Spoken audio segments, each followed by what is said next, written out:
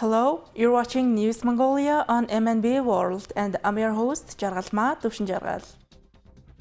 Our top stories for today. The Tissum Artsur Port Development Forum 2024 took place in Zafan province. Medipol University Hospital of Turkey recently opened their representative office in Mongolia. From September 2024, children will be vaccinated against human papillomavirus infection. For the news, stay tuned. The Tissum Artsur Port Development Border Forum was held in Zafan province. This province has significant opportunities for development due to its northern border with the Tuva Republic of Russia. However, these opportunities have not yet been fully leveraged. There is an intention to transform the Artsur port into an international port to capitalize on these advantages. Zafan province has the highest prices for fuel and consumer goods compared to other provinces. Plans are underway to upgrade the border port of Artsur to an international status and address this issue. As of today, the project is about 80% complete. In connection with the port's upgrading, the governments of the two countries have decided to exempt more than 300 types of goods from customs duty. To ensure local preparedness, the Tissum Artsur Port Development Forum was organized. The development of this port is the top priority for our province. Therefore, Russia is positioned to support this port in achieving international status. Working groups from both sides are actively collaborating in carrying out the necessary tasks. Port construction is being funded through state budget investment as well as via foreign subsidized loans. Additionally, construction work has commenced as part of the law on public-private partnerships. Tuva Republic has a population exceeding 330,000, making it the second most populous region in Russia. Due to a shortage of meat during the spring and midsummer season in the Tuva Republic, discussions have revolved around the feasibility of purchasing horse meat from Mongolia without the need for any additional documentation. These high-priority activities serve as a significant catalyst for advancing business, cross-border trade, as well as economic and tourism relations. Following a visit led by the governor of Zafan province, working groups have been established on both sides, and plans are well underway. Currently, there is a meat shortage in the Republic of Tuva. Hence, entrepreneurs in Zafan province are being encouraged to supply horse meat to Tuva. There are indications that the export volume from the Artsur border port is inadequate compared to other ports. As part of addressing this issue, a 15-person subcommittee for the Artsur border port has been established through this forum. Provincial leaders have initiated plans after visiting Kazakhstan and the Tuva Republic. If a road was constructed from the Artsur border point to Tissum, it will stimulate an influx of people into Tissum. The subsequent priority involves addressing the electricity issues at this border point. The land management plan encompasses the selection of units for establishing trade and service points, along with allocating land for international-grade fuel wholesale points. Furthermore, all of our business owners have the freedom to participate in auctions, acquire land following the law, and develop their businesses accordingly. The future vision entails positioning Zafan province as a hub of tourism and trade in the western region, focusing on Ulastasum for transport and logistics, and Tissum for agriculture and farming. Both countries will prioritize the practical implementation of the topics discussed during this inaugural forum held in Tissum. Medipol University Hospital's recent establishment of a representative office in Mongolia marks a significant milestone in providing accessible and advanced healthcare services to individuals in the region. With a dedicated team of 2,500 medical specialists and a commitment to affordability and excellence, Medipol is poised to make a positive impact on healthcare outcomes in Mongolia. Medipol University Hospital of Turkey, through its representative office in Mongolia, offers complimentary consultations and information services. It also covers transportation expenses between the airport, hospital, and hotels in Istanbul, Turkey, and provides daily translation services in over 30 languages during treatment, ensuring comprehensive support for patients. Our Medipol University Hospital representative office in Mongolia strives to offer official meditation services for individuals seeking treatment in Turkey but are unsure of where to begin. Our experienced doctors utilize cutting-edge technology for examinations and treatments. Additionally, our meditation services at Medipol Hospital are completely priced, offering lower costs compared to other countries. Medipol University Hospital boasts a team of 2,500 medical specialists covering all areas of healthcare. Alongside 22 other representative offices, the office in Mongolia has commenced operations on the western side of the Ulaanbaatar department store. Now let's take a look at Mongolian current affairs.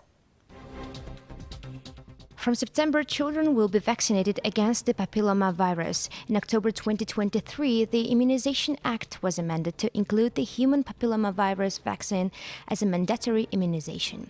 The law requires 11-year-old children to be vaccinated, while children of other age are eligible for voluntary immunization. The vaccine is administered at the National Medical Center. Cervical cancer caused by the papilloma virus is the leading cancer among Mongolian women. Therefore, according to Government Resolution number 472 of December 27, 2023, the national vaccination calendar was reapproved and 11-year-old boys and girls must receive the vaccine as scheduled. According to the immunization law, vaccinations against tuberculosis, polio, hepatitis B virus, diphtheria, whooping cough, tetanus, measles, Haemophilus influenza type B, hepatitis A virus, pneumococcal infection, human papillomavirus, swine cancer, and rubella are mandatory vaccinations. The premiere of the 61st season of the Mongolian State Academic Theatre of Opera and Ballet began in October 2023, but on the 23rd of this month, the season will close with the World Classical Ballet Giselle by Adam and the opera Giocho-san by Puccini. The Giselle Ballet will be shown at the theatre on the 15th and 16th of this month. The ballet, named after a woman named Giselle, was originally called Willis or the Phantoms. The music was composed by Adolphe Charles Adam and the libretto was written by Henry de St. Georges, Théophile Jotter, and Jean Corali, inspired by the dialogues of the writer Henry Heine. The first concert took place on June 28, 1841 at the Grand Opera House of Paris, France. It immediately aroused the interest of the audiences of the time, and in 1841 to 1848 it was staged in almost every European city. But the premiere of this ballet in our country took place on December 22, 1979. In 2022, the ballet was staged again. The updated choreography was staged by the chief choreographer of the Mongolian State Academic Theatre of Opera and Ballet, Dashlaug.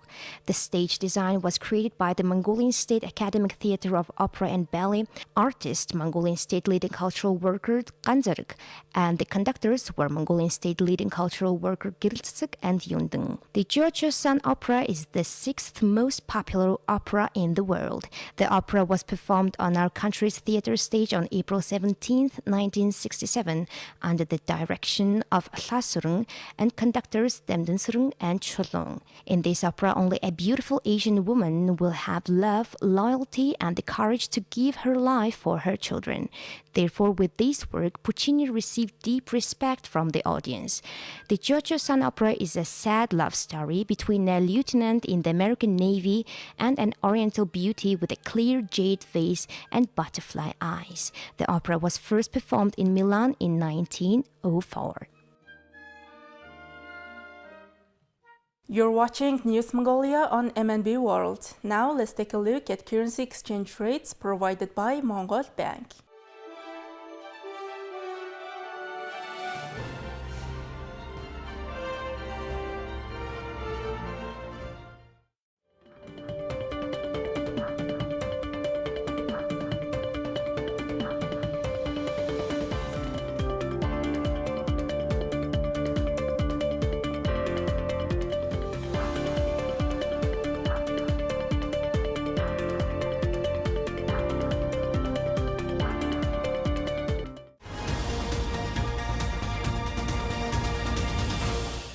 Next, our program will turn our attention to foreign news, partnered with international news agencies.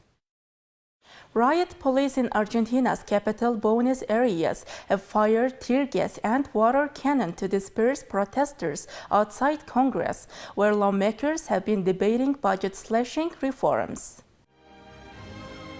Demonstrators who say the measures will hurt millions of Argentines threw petrol bombs and stones, setting one car alight. A number of people were reported injured, with local media describing the scene on Wednesday as a battlefield. The reform package proposed by right-wing President Javier Milei to revive the country's flagging economy includes declaring a state of economic emergency, cutting pensions, and watering down labor rights.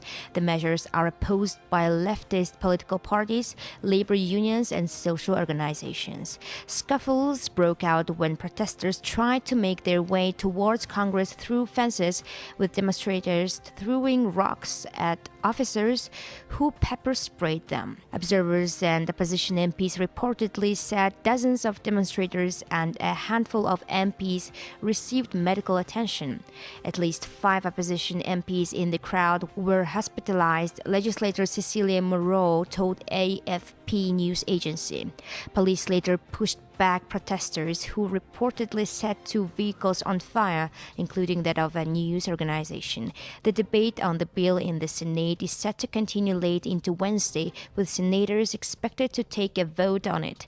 The highly divisive bill was approved by the lower house in April with significant changes.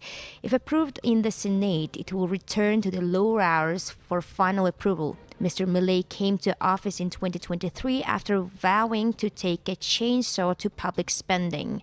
While on the campaign trail, he even brandished a chainsaw while making a speech to symbolize his determination to do so.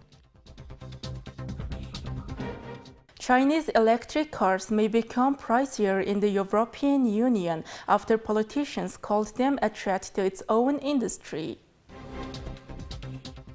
It has provisionally concluded that Chinese electric vehicle (EV) manufacturers will face tariffs from 4th July should discussions with Chinese authorities not lead to an effective solution. The EU's announcement comes as it continues an investigation into what it claims is a flood of cheap, government-subsidized Chinese cars into the trade bloc.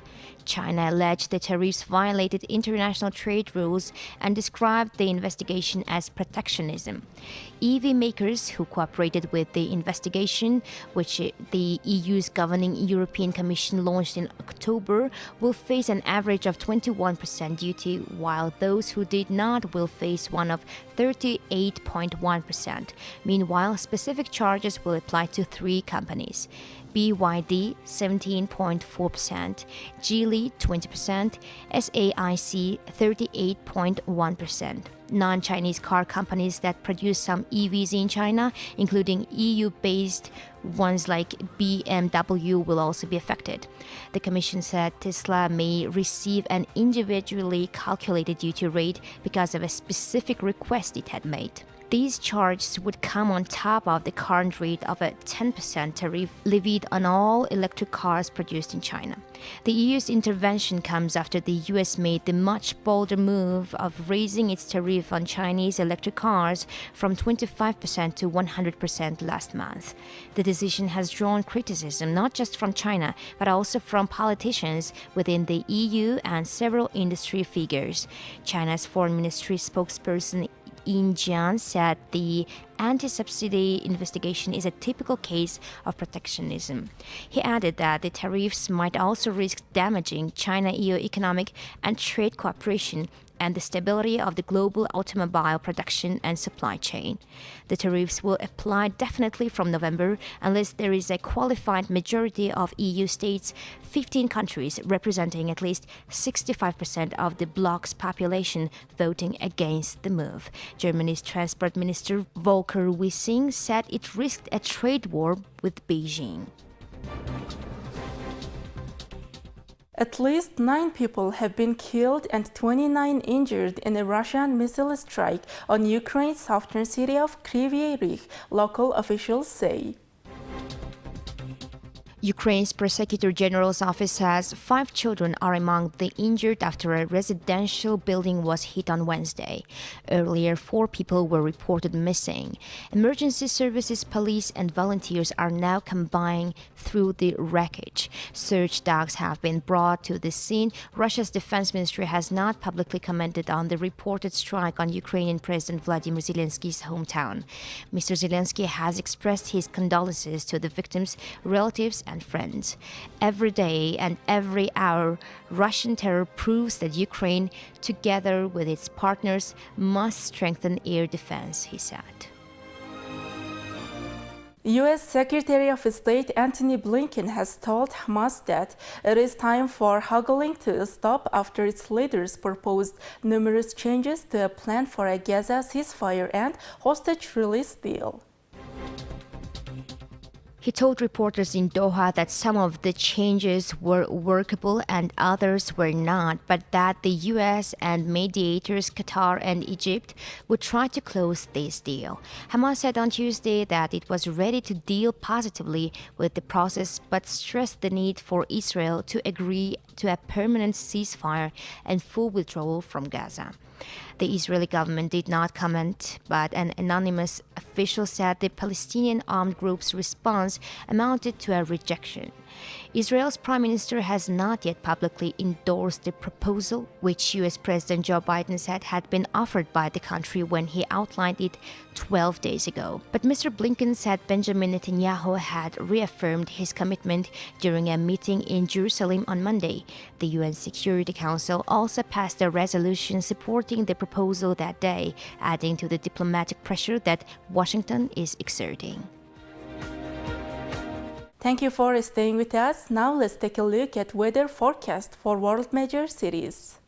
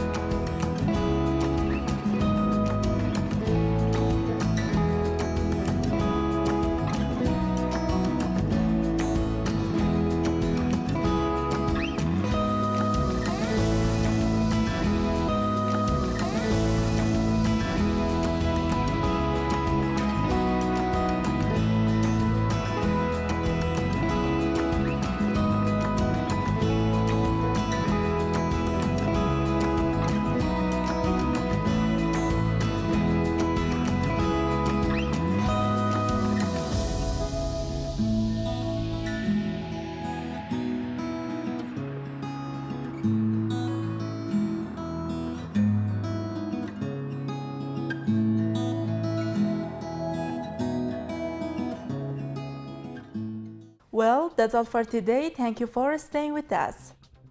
We will see you tomorrow with more news and updates. Goodbye.